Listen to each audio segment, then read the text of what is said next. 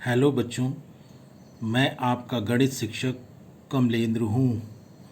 आज हम लोग कक्षा 10 गणित के अध्याय 2 बहुपद के अंतर्गत प्रश्नावली 2.2 की प्रश्न संख्या 1 के तीसरे भाग के हल को समझने का प्रयास करेंगे।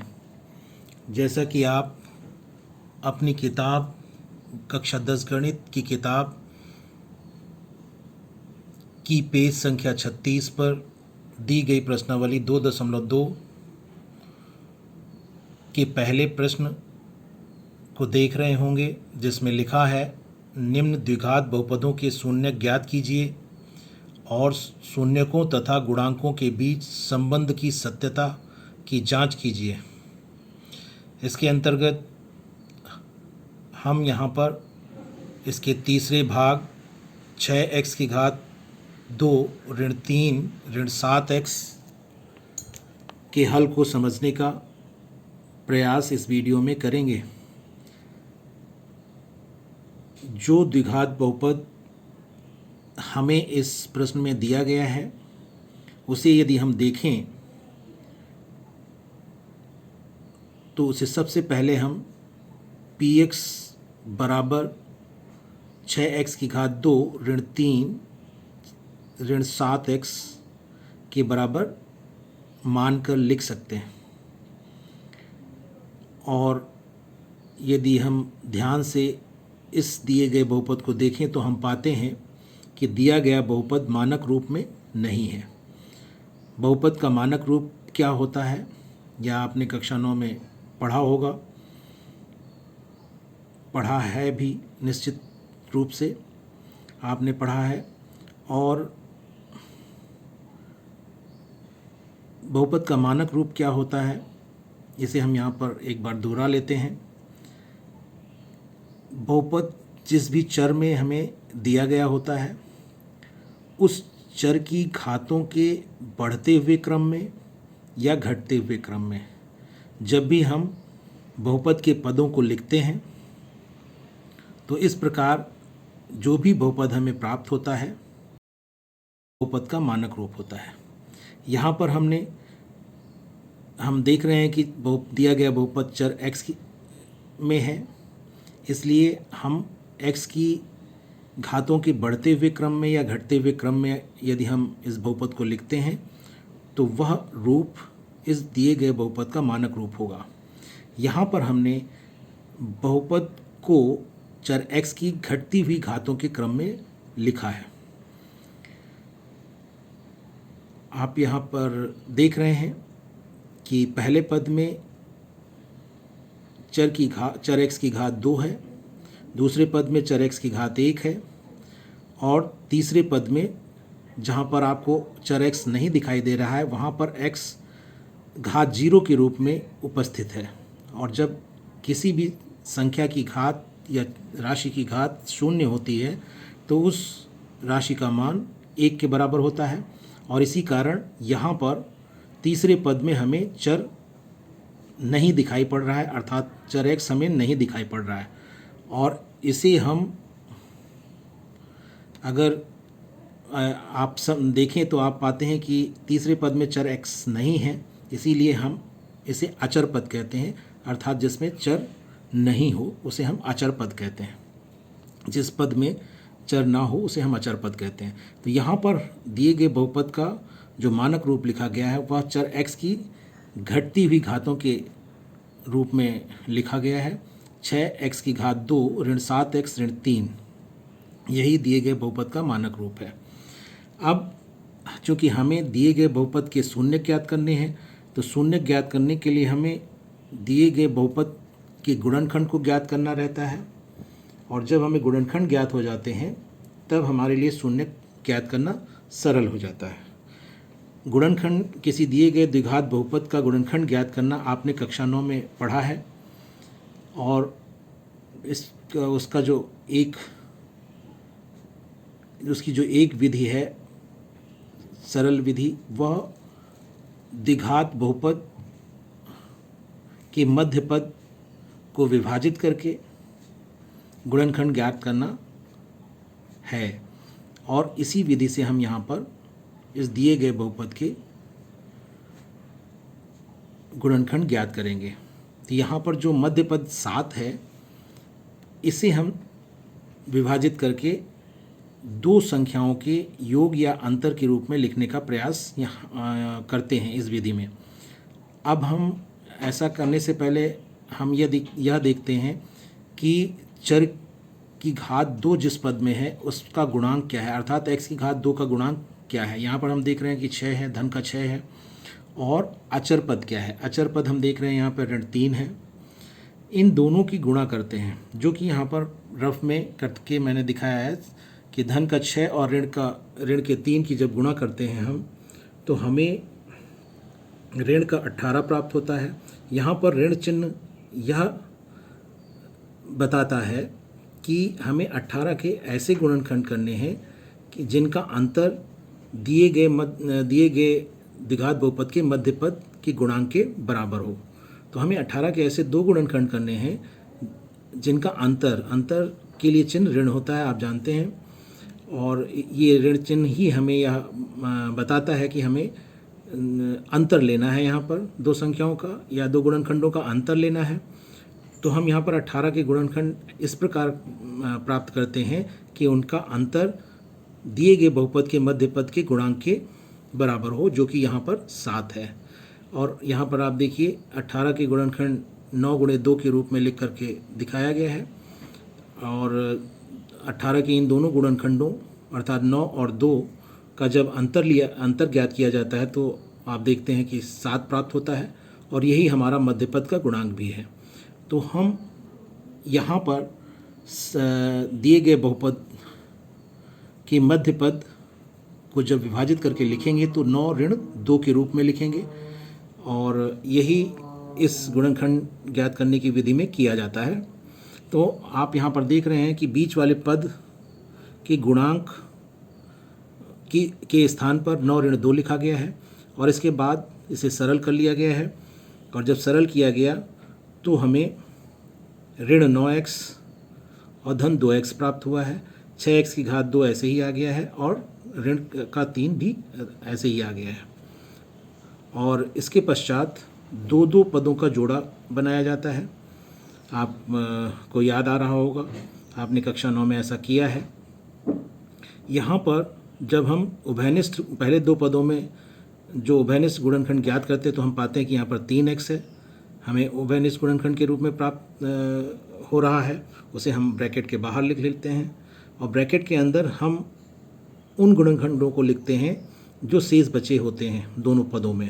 तो यहाँ पर हम देख रहे हैं 6x की घात 2 में 2x गुणनखंड शेष बचता है, और इसी प्रकार 9x में ऋण 3 शेष गुणनखंड के रूप में बचता है, उसे हम ब्रैकेट के अंदर लिखते हैं।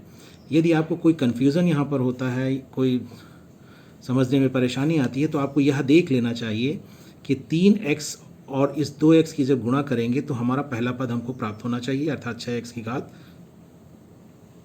2 प्राप्त होना चाहिए। आप देख सकते हैं 3 दूनी 6 और x की गुणा होगी तो x की घात 2 हमें प्राप्त हो जाएगा। इसी प्रकार जब दूसरा पद भी आप गुणा करके देख सकते हैं, वही हमको मिलना चाहिए। तो ऐसा अगर ये आप करते हैं तो निश्चित रूप से आप का जो उभयनिष्ठ करके जो आपने गुणनखंड लिखा है वो सही होगा। तो यहाँ पर देख रहे हैं 3x और ऋण 3 की जब गुणा करेंगे तो 3 3 9 और ऋण का 9 हमें प्राप्त होगा, और x तो यहाँ पर ऐसे ही आ ही जाएगा। तो इस प्रकार हम देखते हैं कि हमने उभयनिष्ठ गुणनखंड सही प्रकार से पहले दो पदों में के लिए लिखा है। इसी प्रकार जो तीसरा और चौथा पद है यहाँ पर, इसमें भी हम अभाज्य गुणनखंड इसमें भी हम गुणनखंड देखते हैं और उभयनिष्ठ गुणनखंड ज्ञात करने का प्रयास करते हैं। तो हम पाते हैं कि यहाँ पर एक के अतिरिक्त और कोई भी उभयनिष्ठ गुणनखंड इन दोनों पदों में नहीं है, और इसी कारण हम यहाँ पर धन 1 को ही उभयनिष्ठ गुणनखंड के रूप में यहाँ पर लिखते हैं। हमें यह ध्यान रखना होता है, यहाँ पर आप देख रहे हैं धन 1 जब उभयनिष्ठ गुणनखंड के रूप में लिखेंगे, धन 1 या ऋण 1 सदैव सभी राशियों के उभयनिष्ठ सभी राशियों के गुणनखंड होते हैं, इसलिए जब हमें कोई भी उभयनिष्ठ गुणनखंड प्राप्त नहीं होता है तब हम एक धन एक को या ऋण एक को उभयनिष्ठ गुणनखंड के रूप में सदैव लिख सकते हैं। यह हमें ध्यान रखना है।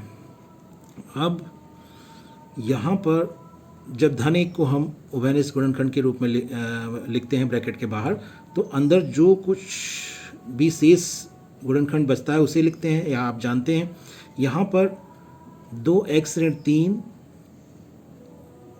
जो पूरा का पूरा तीसरा और चौथा पद है, यहाँ पर वही शेष गुणनखंड होंगे और उन्हें हम ब्रैकेट के अंदर पूरा का पूरा ऐसे ही लिख देते हैं। जब धन एक या ऋण एक रहेगा तब हमें बस चिन्हों के बारे में ध्यान देना है, अन्यथा पद वही रहेंगे ब्रैकेट के अंदर। तो यहाँ पर हमने देखा कि पहले और दूसरे पद को में जब उभयनिष्ठ गुणनखंड हमने ज्ञात किया तो गुणनखंड के रूप में हमें 2x - 3 उसमें एक गुणनखंड 2x - 3 प्राप्त हुआ। इसी प्रकार जो तीसरा और चौथा पद था उसमें भी हमने देखा कि एक गुणनखंड हमें 2x ऋण 3 के रूप में प्राप्त हुआ है, जो कि ब्रैकेट के अंदर है। और तो इस प्रकार हम देखते हैं कि इस चरण में भी या इस स्टेप में भी हमको 2x ऋण 3 उभयनिष्ठ गुणनखंड के रूप में प्राप्त हो रहा है।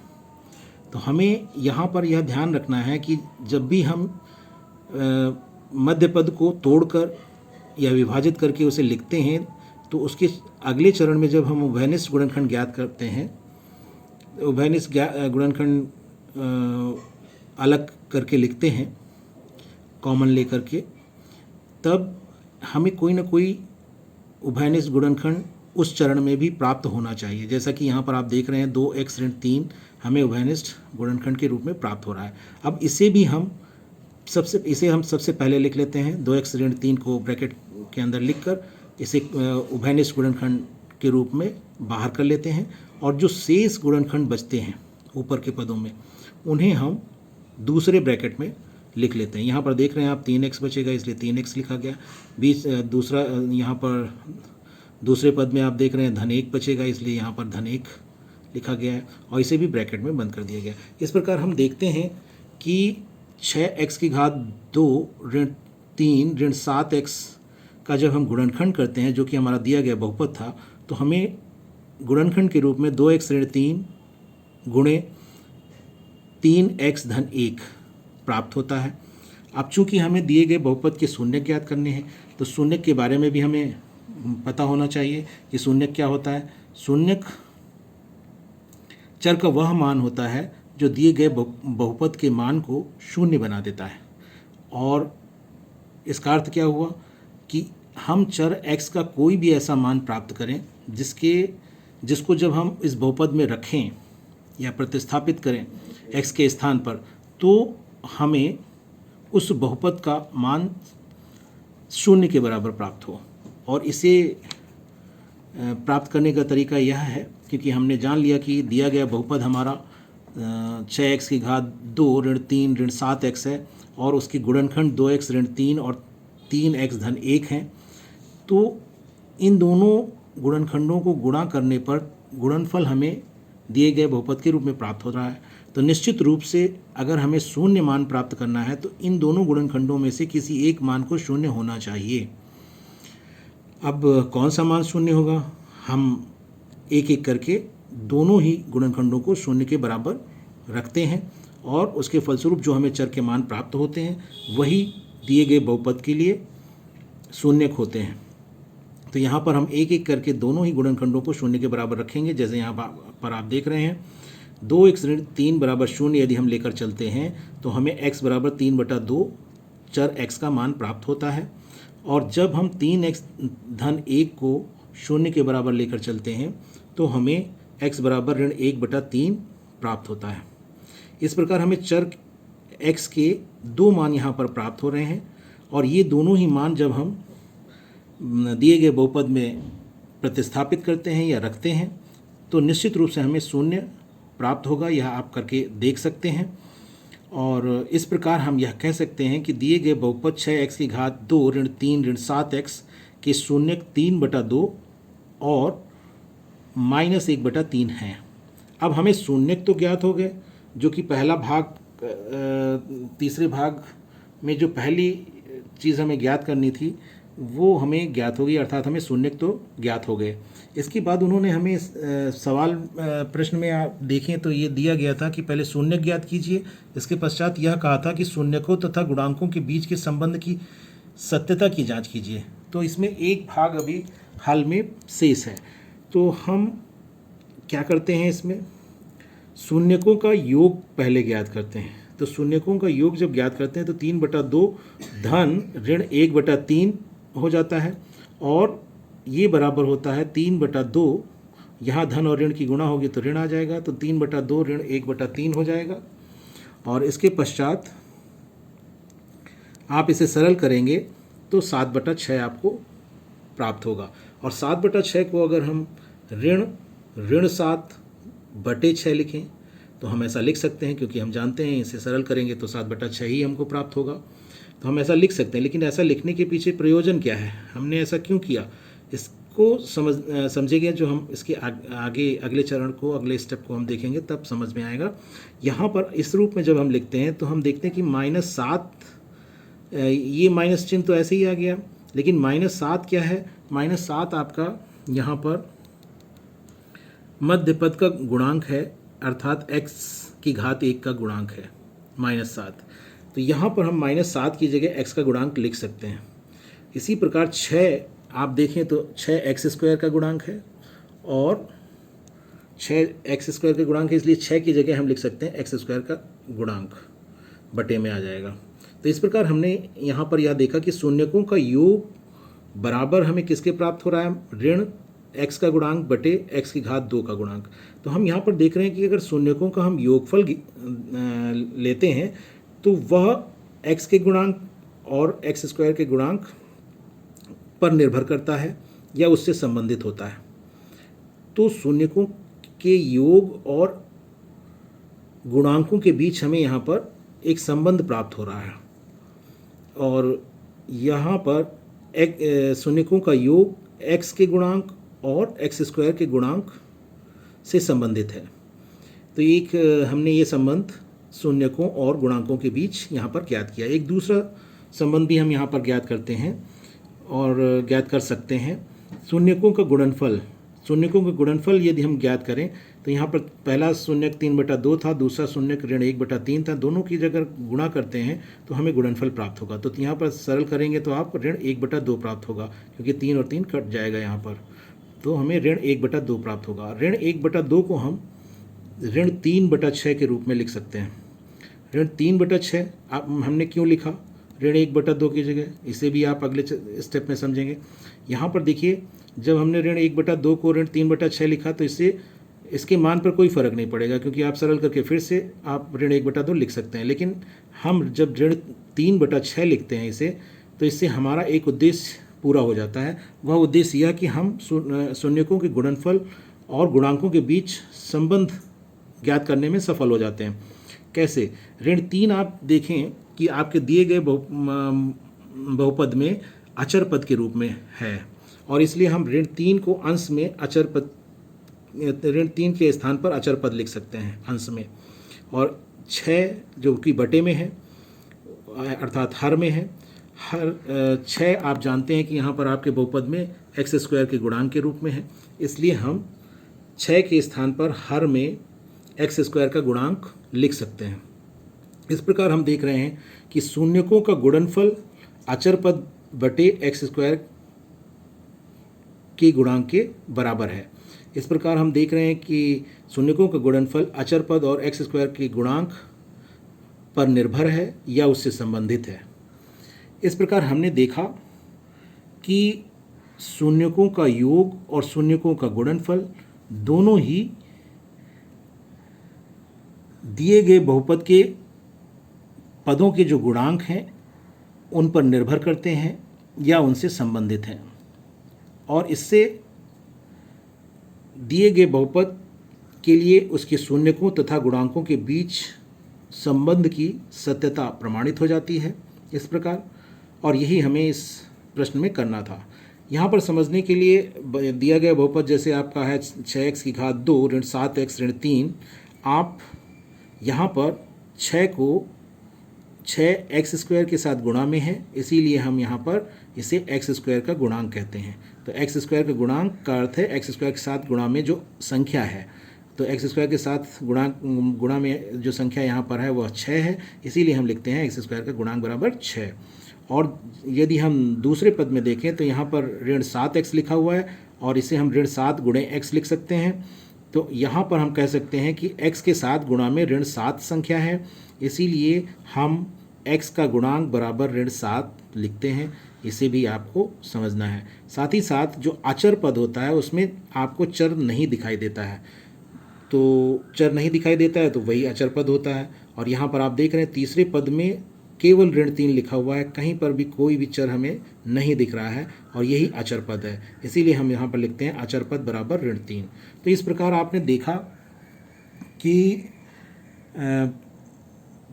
प्रश्न 1 के तीसरे भाग में जो बहुपद दिया था उसके शून्यकों को हमने किस प्रकार ज्ञात किया, और साथ ही साथ शून्यकों के योगफल और शून्यकों के गुणनफल और बहुपद के पदों के गुणांकों के बीच संबंध को कैसे प्राप्त किया और इनके बीच संबंधों की सत्यता को कैसे प्रमाणित किया। इस वीडियो में बस इतना ही। धन्यवाद।